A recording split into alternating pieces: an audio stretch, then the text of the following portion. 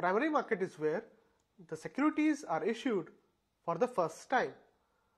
After this process is complete, these securities become available to be traded on stock exchanges. The universe of securities that you can trade on stock exchanges actually constitute secondary market. The first thing you should understand is that secondary market transactions do not result in additional capital to the issuer.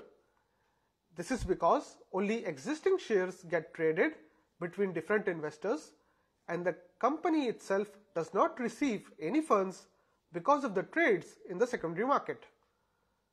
Primary market is the only market where a company can go for raising capital. Secondary markets essentially support primary market by performing some specific functions. These functions include liquidity and price discovery. Let's look at them briefly. Security markets provide liquidity and improve marketability of existing securities. So markets provide investors the option to sell their equity shares.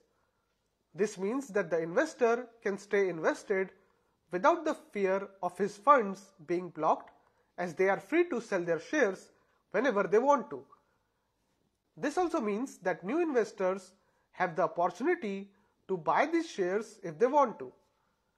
Another function performed by the secondary market is price discovery. The price at which an investor buys or sells a security depends on their assessment of future prospects of the company. The logic is that when a company performs well, it is likely to attract buyers. Similarly, when the business suffers, there is a lack of buyers, as many of the existing investors would also like to sell their holdings. Hence, there is a continuous market evaluation of the company. This continuous process benefits issuers when they have to raise further capital from the markets. This is because the price at which their existing security is trading is a fair indicator of the price at which they can issue new securities. Secondary market is also an indicator of economic activity. Secondary market data is used to generate benchmark indices.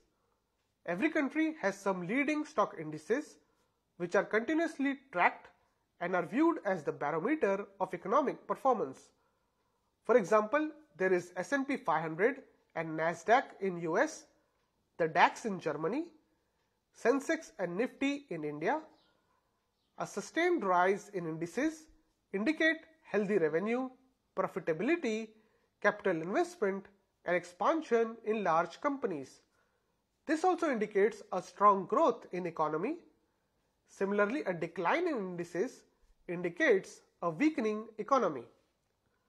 Secondary market is also known as market for corporate control. Secondary markets promote efficient governance. If a management is inefficient, the company will underperform, which will lead to a fall in its stock's price. This would make it an acquisition target for acquirers who would replace the inefficient management with an efficient management. Now that we have understood primary market and secondary market, you might naturally wonder as to who sets the price in these markets.